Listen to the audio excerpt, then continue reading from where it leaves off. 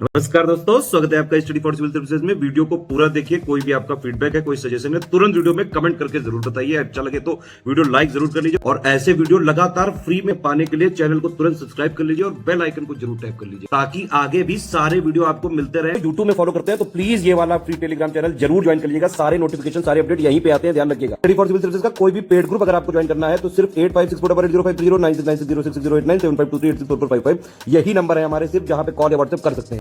Instagram पे हमारा page जरूर फॉलो कर लीजिएगा, studyforcivil.services है। ट्विटर पे हमको जरूर फॉलो कर लीजिएगा, @studyforcivils है। सारे क्वेश्चन अटेम्प्ट करिए और स्कोर अपना तुरंत कमेंट करके बताइए। नमस्कार दोस्तों, स्वागत है आपका स्टडी फॉर सिविल सर्विसेज में। 67 बीपीएससी प्रीलिम्स के लिए हम लगातार वीडियो सीरीज देख रहे हैं, उसको कंटिन्यू करते हैं आज के फर्स्ट क्वेश्चन के साथ। चैनल सब्सक्राइब नहीं किया है आपने तो प्लीज़ करिए और अपने और भी मित्रों के बीच इसको शेयर किया करिए। और पिछले वीडियोज़ भी जितने हैं उनको भी आप देख लें, एग्जाम के लिए काफ़ी इंपॉर्टेंट फैक्ट्स हमने इसमें कवर किए हुए हैं ऑलरेडी। तो शुरू करेंगे क्वेश्चन नंबर 1 से। तो पहला प्रश्न है कि एक ही कब्र से 3 मानव कंकाल कहाँ से निकले हैं। ठीक है, तो एंशियंट्स टाइम्स के कुछ एक्सकेवेशन जो समय समय पे हुए तो उनमें अलग अलग चीज़ें मिलती रही हैं। तो एक साइट है दमदमा, ठीक है, जो वर्तमान में उत्तर प्रदेश का प्रतापगढ़ डिस्ट्रिक्ट है, वहाँ के नियर अबाउट में एक मेसोलिथिक टाइम पीरियड की साइट है ये, जिसमें एक्सकेवेशन करवाया गया था यूनिवर्सिटी ऑफ इलाहाबाद के द्वारा 1982 से 87 के बीच में। ठीक, तो यहाँ से जो है लगभग 41 ऐसी वो मिली हैं, ग्रेव्स मिली हैं ह्यूमन बॉडी की। ठीक है, तो जिसमें से कुछ अलग अलग कॉम्पोजिशंस इसमें देखने को मिले। ठीक है, तो जैसे इसमें से 4 ऐसी थी जिसमें 2-2 लोग जैसे है ना दफनाए हुए थे।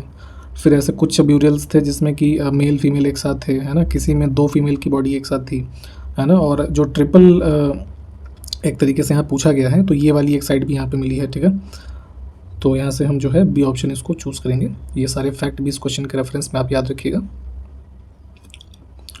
अगला है खाद्यान्नों का उत्पादन सर्वप्रथम कब प्रारंभ हुआ था। तो नियोलिथिक एज यानी कि नवपाषाण काल के संदर्भ में यहाँ पे सर्वप्रथम हमको खाद्यान्नों की जो है उत्पादन की जानकारी मिलती है। तो जैसे कोल्डिहवा और मेहरगढ़ ऐसे दो नियोलिथिक विलेजेस हैं, यहाँ पे क्लियर एविडेंस मिलता है हमारा राइस और वीट के कल्टीवेशन का। ठीक है, हाल ही में अमित शाह द्वारा किस राज्य में गर्भवती महिलाओं के लिए लड्डू वितरण योजना का शुभारंभ किया गया। ठीक है, तो होम मिनिस्टर जो अमित शाह हैं तो इनका जो संसदीय क्षेत्र है यहाँ पे गांधीनगर गुजरात में, तो यहाँ पे इन्होंने एक लड्डू वितरण कार्यक्रम की जो है शुरुआत करी है, जिसमें कि जो गर्भवती महिलाएं हैं तो इनको पौष्टिक लड्डू जो है वितरित किए जाएंगे। हर महीने में लगभग जो है 15 लड्डू हर महिला को मिलेंगे फ्री में। और इसका जो है इसमें गवर्नमेंट का पैसा नहीं लग रहा है, इसमें जो स्वयं सेवी समूह हैं तो उनके माध्यम से जो है एक इनिशिएटिव को चलाया जा रहा है।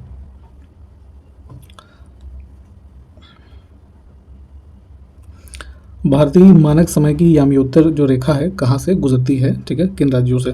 तो इंडियन स्टैंडर्ड टाइम जो हमारा यहाँ पे है उसको 82 डिग्री 30 मिनट्स जो है ईस्टर्न इसको माना जाता है। और ये हमारा पास होता है 5 राज्यों से, जिसमें कि आंध्र प्रदेश, छत्तीसगढ़, उत्तर प्रदेश और उड़ीसा है। और आपका एक कौन सा स्टेट बच गया, मध्य प्रदेश। ठीक है, तो इन राज्यों से गुजरती है। तो यहाँ पे महाराष्ट्र जो है ये गलत है, तो 3 इसमें से ठीक हमने बता दिया आपको, ई ऑप्शन को चूज़ कर लेंगे। बिहार विधानसभा चुनाव 2020 में कितनी प्रतिशत महिलाओं ने मतदान किया था। ठीक है, तो जो भी वर्तमान में विधानसभा चल रही है बिहार में, तो इसके इलेक्शंस हुए 2020 में और इसमें जो महिलाओं का पार्टिसिपेशन रहा ये था लगभग 59.69%। अगला है कि सौर विकिरण की सबसे महत्वपूर्ण भूमिका जो है वो किस में है। ठीक है, तो जो वाटर साइकिल है हमारी, ठीक है, तो वाटर साइकिल में जितने भी एक्वाटिक हमारे कह लीजिए वनस्पतियां हैं या जीव हैं, ठीक है, तो यहाँ पे इनके पोषण के लिए सूर्य का प्रकाश जो है वो काफ़ी ज़रूरी है। तो इसमें इसकी भूमिका जो है वो काफ़ी ज़्यादा है, सी ऑप्शन को हम चूज़ करेंगे। अगला है निम्नलिखित नोबल गैसों में से कौन सी वायु में पाई जाती है। ठीक है, तो नोबल गैसेस ऐसी गैसेस होती हैं जिनके द्वारा अन्य किसी रसायन से उनके मान लीजिए कोई संयोग हो रहा है तो कोई प्रतिक्रिया जो है वो नहीं होगी, कोई रिएक्शन नहीं होगा, तो इनको एक तरीके से अक्रिय गैस बोला जाता है या अहानिकारक गैसेस बोला जाता है। ठीक है, तो सारी की सारी यहाँ पे जो है वो नोबल गैसेस हैं। अब बात करें कि एयर में कौन सी पाई जाती है, तो यहाँ पे जो है रेडॉन को छोड़ के ये तीनों मिलेंगी। ठीक है, तो हम ई ऑप्शन को चूज़ करते हैं। हाल ही में किसे तेलंगाना उच्च न्यायालय की पहली महिला मुख्य न्यायाधीश के रूप में नियुक्त किया गया है, ठीक है। तो तेलंगाना हाई कोर्ट जो है यहाँ पे अपॉइंट की गई है फर्स्ट वुमेन चीफ जस्टिस, इनका नाम है हिमा कोहली। निम्न में से लंबाई की न्यूनतम इकाई क्या है, ठीक है। तो जो यूनिट ऑफ लेंथ होती है उसको मेज़र करने की यहाँ पे यूनिट्स हैं। तो अगर हम देखें सबसे स्मॉलेस्ट यूनिट जो है वो स्मॉलेस्ट वैल्यू जो यहाँ पे मेज़र कर सकती है तो इसको बोलते हैं फर्मी मीटर, ठीक। निम्न देशांतरों में से कौन सा भारत की प्रामाणिक मध्याह्न रेखा यानी कि स्टैंडर्ड मेरिडियन जो कहलाता है, तो अभी ऊपर ही बताया गया है आपको कि 82 डिग्री और ये 30 मिनट ईस्ट। सूर्य की पराबैंगनी किरणों के विकिरण को अवशोषित कौन सा करता है, ठीक है। तो जो यहाँ पे सन की अल्ट्रावायलेट रेज हैं, ठीक है, तो इसको ऑब्जॉर्व करता है हमारा स्ट्रेटोस्फीयर के अंदर ओजोन लेयर जो होती है वो, ठीक है। तो ओजोन यहाँ से करेक्ट हो जाएगा। और चूंकि ओजोन ही जो है हम यहाँ नीचे कुछ प्रदूषण कर रहे हैं बहुत ज़्यादा, जैसे CFCs है ना, क्लोरोफ्लोरोकार्बन हो गया, हाइड्रोफ्लोरोकार्बन हो गया, तो इन सब के बहुत ज़्यादा इंडस्ट्रियल प्रोडक्शन से ओजोन लेयर जो है वो डिप्लीट हो रही है, तो वो हमारे पर्यावरण के लिए काफ़ी हानिकारक है। तो इसी क्रम में ओजोन लेयर के प्रोटेक्शन के रूप में भी कई सारे हमारे जो है कन्वेंशंस और समिट्स अलग अलग टाइम पे हुए हैं, ठीक। तो इसको भी ध्यान रखिएगा। तो फिलहाल जो ये इसका उत्तर हो जाएगा हमारा ऑप्शन ए। अगला है क्षोभ मंडल में कितनी ऊंचाई पर जाने पर 1 अंश सेल्सियस तापमान में कमी होती है, ठीक है। तो एटमॉस्फेरिक जो हमारी लेयर्स हैं, तो जो सबसे नीचे है हमारा ट्रोपोस्फियर, ठीक। तो ट्रोपोस्फियर में अगर आप जो है 1 डिग्री सेल्सियस का टेम्परेचर, जैसे मान लीजिए टेम्परेचर है 20 डिग्री है, ठीक है। तो अब इसमें यहाँ पे 165 मीटर आप ऊपर जाइएगा तो जो आपका इसमें रिडक्शन होगा टेम्परेचर में ये, तो हाँ मतलब जैसे 20 था ना, तो ये यहाँ 19 हो जाएगा, ठीक है, 19 डिग्री। तो 1 डिग्री जो है कम होता है हमारा 165 मीटर्स पे। विद्युत आवेशित कणों की अधिकतम या अधिकता किस मंडल में होती है, ठीक है। तो एटमॉस्फेरिक लेयर्स जो हमारी हैं 5, ठीक। तो अब यहाँ पे देखेंगे तो जो हमारा आयन मंडल है, ठीक है, डी ऑप्शन, इसमें देखेंगे हम तो यहाँ इंग्लिश में थोड़ा टाइपिंग एरर है, ये गलत हो जाएगा, ठीक है। विच स्फीयर होगा ना यहाँ पे आयनोस्फीयर, तो ये पूछा जाना चाहिए था। तो चार्ज्ड पार्टिकल्स जो हमारे होते हैं इनकी संख्या सबसे ज़्यादा आयनोस्फीयर में होती है। ऐसे देखेंगे आप हाइट वाइज तो जो 80 किलोमीटर से ऊपर का एरिया है, ठीक है, तो ये हमारा यहाँ पे ये आयनोस्फीयर का पार्ट है। और इसमें जो एक्सट्रीम अल्ट्रावायलेट और एक्सरे सोलर रेडिएशन है जो आ रहा है, ठीक है, तो ये यहाँ पे आयनाइज होता है जितने भी एटम्स हैं और मॉलिक्यूल्स हैं, तो ये एक लेयर ऑफ इलेक्ट्रॉन जो है इसमें क्रिएट करता है, ठीक है। और ये आयनोस्फीयर हमारा इसलिए भी इंपॉर्टेंट हो जाता है कि जितने भी हमारे रेडियो वेव्स सिग्नल्स हैं, है ना, इनको रिफ्लेक्ट बैक करता है अर्थ पे, ठीक है। तो इसी लेयर को कभी ये पूछा जाए कि रेडियो वेव्स जो हैं किस लेयर से आती हैं, तो आयनोस्फीयर उसको चूज़ करिएगा, ठीक है। और बाकी रेडियो वेव्स को रिफ्लेक्ट करता है ये हमारा लेयर, कम्युनिकेशन और जो नेविगेशन है इस लेयर में, ठीक है, इन सबको भी संभव बनाता है। तो डी ऑप्शन जो है ये इसलिए करेक्ट हो जाएगा। तो ये बाकी इन्फॉर्मेशन को भी ध्यान रखिएगा। हाल ही में सहकारिता मंत्री इनमें से कौन है, तो प्रथम राष्ट्रीय सहकारिता सम्मेलन को संबोधित किया है, ठीक है। तो याद होगा आपको कि लास्ट ईयर हमारा एक मिनिस्ट्री ऑफ कोऑपरेटिव है ना, हाँ कॉपरेशन और कोऑपरेटिव इसी से समझ लीजिए। तो इसकी स्थापना की गई थी एक नए मंत्रालय के रूप में। तो इसके मंत्री बनाए गए थे अमित शाह, ठीक है। तो जो फर्स्ट नेशनल कोऑपरेटिव कॉन्फ्रेंस हुआ तो उसकी अध्यक्षता जो है इन्होंने किया। तो यहाँ से हम जो है सी ऑप्शन चूज़ कर लेंगे। अगला है भारत के संविधान की उद्देशिका में कितने प्रकार के न्याय की व्यवस्था की गई है, ठीक है। तो जो प्रियम्बल ऑफ द कॉन्स्टिट्यूशन है वो हमारे कॉन्स्टिट्यूशन मेकर्स का एक तरीके से समझ लीजिए उनके माइंड की एक प्रतिछाया है, ठीक है। क्या उनके दिमाग में चल रहा था, जो कॉन्स्टिट्यूशन बनाया गया है उसी का एक रूप है, उसको शॉर्ट फॉर्म में संदर्भित करता है कॉन्स्टिट्यूशन को। तो प्रियम्बल में ही हमारे जस्टिस यानी कि न्याय की बात की गई है लोगों के लिए। तो यहाँ पे 3 प्रकार के जस्टिस जो हैं वो दिए गए हैं, जिसमें कि एक सोशल जस्टिस है ना, सामाजिक, इकोनॉमिकल जस्टिस है, ठीक है, यानी कि आर्थिक, और पॉलिटिकल है ना, राजनीतिक। तो 3 बी ऑप्शन जो है ये हमारा करेक्ट हो जाएगा। हाल ही में इलेक्ट्रिक वाहनों के लिए स्वदेशी चार्जर AC001 किस संस्थान ने विकसित किया है, ठीक है। तो अभी हाल फिलहाल जो है इलेक्ट्रिक वाहनों को अपनाने की प्रक्रिया काफ़ी तेज़ी पे है, ठीक है, इलेक्ट्रिक व्हीकल्स और हाइड्रोजन फ्यूल बेस्ड व्हीकल्स। तो उसी क्रम में यहाँ पे एक इंडिजिनसली चार्जर डेवलप किया गया है ऐसे इलेक्ट्रिक व्हीकल्स के लिए, जिसका नाम है AC001, ठीक है। और इसको विकसित किया है एक संस्थान है automotive research association of India, ठीक है, इनके द्वारा। राष्ट्रपति पद्धति में समस्त कार्यपालिका की शक्तियाँ किस में निहित होती हैं, ठीक है। तो प्रेसिडेंशियल फॉर्म ऑफ गवर्नमेंट अगर जो होती है, जैसे मान लीजिए एग्जांपल हम ले लेते हैं USA का, ठीक है। अब वहाँ के जो प्रेसिडेंट है जो बाइडेन, ठीक, तो सारी एग्जीक्यूटिव पावर्स जो हैं वो निहित होती हैं प्रेसिडेंट के ही अंडर, ठीक है। तो उनका जो एक एडमिनिस्ट्रेशन होता है उसके द्वारा इसको एक्सरसाइज किया जाता है, ठीक। तो ए ऑप्शन जो है यहाँ से ये करेक्ट हो जाएगा। केंद्र सरकार और राज्य सरकारों को प्राधिकार प्राप्त होता है, यानी कि ऑथराइजेशन किसी भी चीज़ का, या स्टेट गवर्नमेंट और सेंट्रल गवर्नमेंट जो वर्क करती है तो उनको वो काम करने के लिए जो ऑथराइजेशन मिलती है वो कौन देता है, ठीक। तो ये सारी प्रक्रियाएं जो है ये हमारे कॉन्स्टिट्यूशन ऑफ इंडिया से गवर्न होती हैं, ठीक है। कॉन्स्टिट्यूशन ऑफ इंडिया जो है ये अधिकार देता है केंद्र और राज्य सरकारों को फंक्शन करने का। भारतीय राष्ट्रीय जैविक विविधता प्राधिकरण की स्थापना कब हुई, ठीक है। National biodiversity authority of India बनाई गई थी वर्ष 2003 में, ठीक है। एक हमारा बायोलॉजिकल डाइवर्सिटी एक्ट आया था 2002 का, ठीक है। तो इसके एक बेहतर इम्प्लीमेंटेशन के लिए इस ऑर्गेनाइजेशन को बनाया गया, और ये लोकेटेड है कहाँ पे, तो ये भी ध्यान रखिएगा, पूछा जाता है चेन्नई में है, तमिलनाडु में, ठीक। और मिनिस्ट्री ऑफ जो एनवायरनमेंट है उनके अंतर्गत ये कार्य करता है। विश्व जैव विविधता दिवस कब मनाया जाता है, ठीक है। बायोडाइवर्सिटी डे ऑब्जर्व किया जाता है प्रतिवर्ष 22 मई को। ग्रीन हाउस गैसों की संकल्पना जो है किसने की थी, ठीक है। तो ग्रीन हाउस गैसेस जो होती हैं इनका कॉन्सेप्ट यहाँ पे दिया गया था जोसेफ फोरियर के द्वारा। सी ऑप्शन हमारा करेक्ट हो जाएगा। और ग्रीन हाउस जो गैसेस हैं उनके नाम आपको याद होने चाहिए, ठीक है। जैसे वाटर वेपर है ना, मीथेन है ना, नाइट्रस ऑक्साइड है,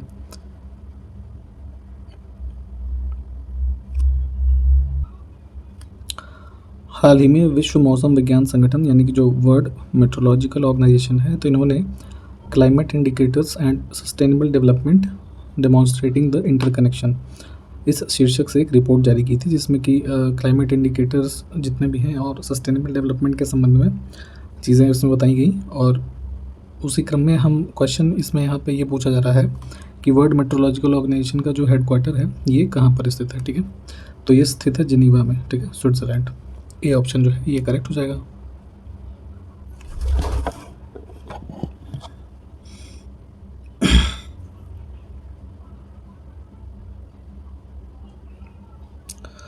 वैदिक नदी अस्किनी की पहचान निम्न नदियों में से किस एक के साथ की जाती है, ठीक है।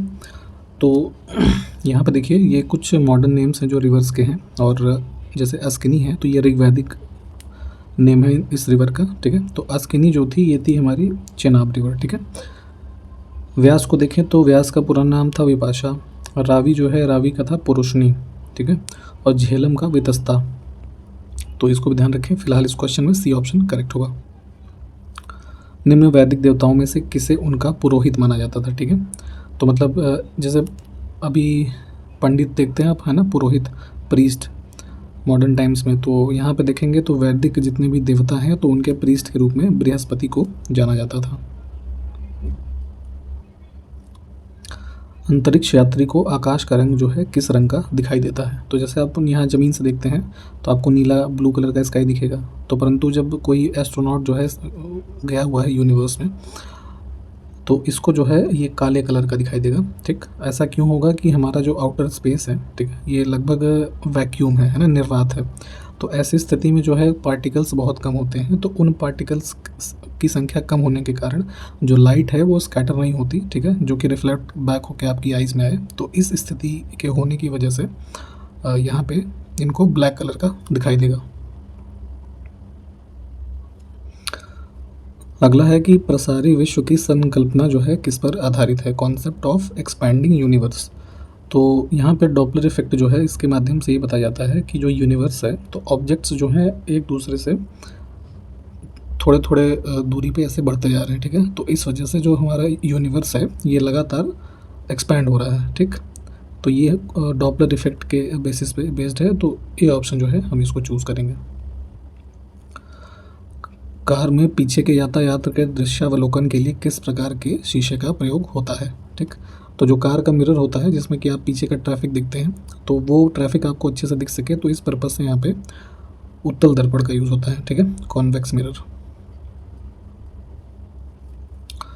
धूप से बचने के लिए छाते में रंग संयोजन निम्न में से कौन सा सबसे उचित है? ठीक है, तो अगर धूप की बात करें, सनलाइट की, ठीक है, तो यहाँ पे अगर हम ऐसा छाता यूज़ करें जिसका टॉप जो हो वाइट हो और नीचे जो है वो ब्लैक हो, ठीक है, तो वो कलर कॉम्बिनेशन सन रेज़ के लिए सबसे बेहतर होगा, क्योंकि अगर ब्लैक ऊपर होता है तो वो सन रेज़ जो है वो ऑब्जॉर्ब करता है, तो काफ़ी ज़्यादा हीट भी हो जाता है छाता। वाइट होगा तो ऐसा नहीं होगा, वो रिफ्लेक्ट हो जाएंगी चीज़ें।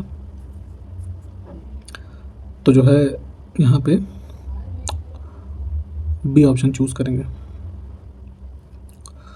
खगोलीय दूरदर्शी से बना प्रतिबिंब कैसा होता है? ठीक है, तो जो एस्ट्रोनॉमिकल टेलीस्कोप होते हैं जिससे आप स्पेस वगैरह में देखते हैं, तो इसमें जो इमेज फॉर्म होती है यहाँ पे हमें देखने के बाद वो कैसी होती है? वर्चुअल और मैग्नीफाइड होती है। ठीक है, बी ऑप्शन करेक्ट होगा। जब दो समानांतर समतल दर्पणों के बीच कोई वस्तु रख दी जाती है तो बनने वाले प्रतिबिंबों की संख्या कितनी होगी? तो मान लीजिए एक मिरर ये है, दूसरा ये है, ठीक है, तो इनके बीच में अगर कोई ऑब्जेक्ट होगा तो इन दोनों के बीच जो बनने वाली प्रतिबिंबों की संख्या होगी वो इनफाइनाइट हो जाएगी। ठीक,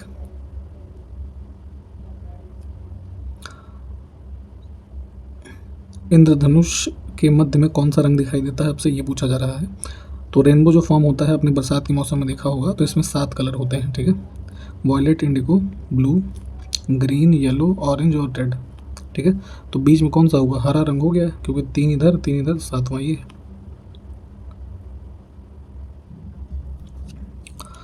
जल में वायु का बुलबुला किसकी भांति व्यवहार करता है? ठीक है, तो मान लीजिए कोई, जैसे कभी देखा होगा आपने कि वाटर सरफेस पे कोई एयर बबल बन जाता है। ठीक है, तो इसमें होता क्या है कि ये कॉनकेव लेंस यानी कि अवतल लेंस की तरीके व्यवहार करता है। ठीक, और ये कॉनकेव लेंसेज जो होते हैं हमारे डाइवर्जिंग लेंस की तरीके से जाने जाते हैं, जिसमें कि रेज जो होती है हमारी इस पर पड़ने के बाद डाइवर्स हो जाती हैं। ठीक है, तो ये ध्यान रखिएगा, कॉनकेव लेंस होगा। ठीक,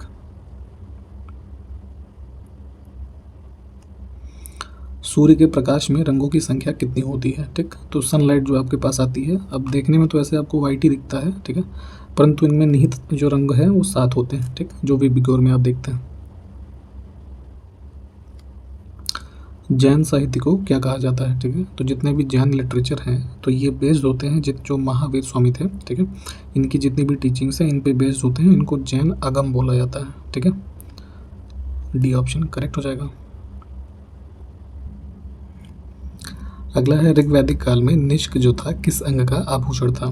तो यहाँ पे ऋग्वैदिक काल में जो निष्क होता था इसको गले में पहना जाता था। ठीक, तो ये करेक्ट हो जाएगा। और ऋग्वेद के बाद के जो टाइम पीरियड देखेंगे हम, वैदिक काफ़ी बाद के टाइम, तो निष्क शब्द का ही प्रयोग यूज़ होता था सिक्कों के लिए। ठीक है, कॉइन्स को भी निष्क नाम से जाना जाता था। अगला है, जिस ग्रंथ में पुरुष मेध का उल्लेख है वह कौन सा है? ठीक है, तो पुरुष मेध का मेंशन मिलता है शतपथ ब्राह्मण में। पुरुष मेध होता क्या था? जैसे अश्वमेध होता था, ठीक है, अश्वमेध, तो अश्वमेध यज्ञ में जो है जो इम्पोर्टेंस घोड़े की होती थी, हॉर्स की, तो पुरुष मेध में वो पुरुष की होती थी। ठीक, और पुरुष मेध में क्या होता था कि पुरुषों की बलि जो है वो दी जाती थी। ठीक, और इसमें जो शामिल होते थे ब्राह्मण और क्षत्रिय लोग जो होते थे ये शामिल होते थे। ठीक है, तो इस प्रकार से ध्यान रखिएगा, इसमें सी ऑप्शन करेक्ट हो जाएगा। अगला है कि गोत्र शब्द का प्रयोग सर्वप्रथम कहाँ हुआ था? ठीक है, तो जो वर्णा सिस्टम में गोत्र वगैरह आप देखते हैं स्पेशली हिंदू कम्युनिटी में, तो इसका सबसे फर्स्ट मेंशन हमको मिलता है ऋग्वेद में। ऋग्वैदिक काल में जनता निम्न में से मुख्यतः किस में विश्वास रखती थी? ठीक है, तो ऋग्वैदिक पीरियड में देखेंगे तो यहाँ पे लोग जो हैं मेनली सेक्रीफाइस और रिचुअल्स है ना, बलि और कर्मकांड में विश्वास रखते थे। जैसे अभी हमने ऊपर ही देखा है ना, पुरुषमेध, अश्वमेध, ये सब यज्ञ और कर्मकांड जो होते थे इनमें काफ़ी विश्वास रखते थे लोग। प्रसिद्ध 10 राजाओं का युद्ध किस नदी के तट पर लड़ा गया था? ठीक है, तो बैटल ऑफ 10 किंग्स हुआ था परशुनी रिवर यानी कि जो रावी रिवर है, ठीक है, वर्तमान में इसके किनारे। और इसमें बेसिकली ये युद्ध इसीलिए हुआ था कि यहाँ पे इस युद्ध के बाद जो इसमें एक दूसरी तरफ भारता रूलर थे, तो उन्होंने जो ये गैंगेटिक अपर गैंगेटिक वाला पार्ट है यहाँ पे अपना वैदिक पीरियड में जो है राज्य स्थापित किया, ठीक है, इस इन बैटल ऑफ 10 किंग्स के युद्ध के बाद। निम्न में से कौन सी हरित गृह गैस है, ठीक है, ग्रीन हाउस गैसेस की बात करें तो यहाँ पे ग्रीन हाउस गैसेस हमारी होती हैं methane, nitrous oxide, chlorofluorocarbon, water vapour, ठीक है, और ओजोन, ठीक। तो इसमें से मीथेन, नाइट्रस ऑक्साइड, CFC हमको मिल रहा है, हाइड्रोजन जो है ये नहीं होती है, तो ई ऑप्शन को चुनेंगे। हाल ही में कंवर झील को रामसर स्थल का दर्जा दिया गया है जो निम्न में से किस जिले से संबंधित है, ठीक है। तो कंवर लेक स्थित है बिहार में और बेगूसराय में, ठीक। इसको रिकॉग्नाइज़ किया गया है एज अ रामसर साइट और वर्तमान में देखेंगे तो टोटल 49 साइट्स जो हैं वो भारत में हो चुकी हैं। और इसी प्रश्न के साथ ये वीडियो भी समाप्त करेंगे। नमस्कार, जय हिंद।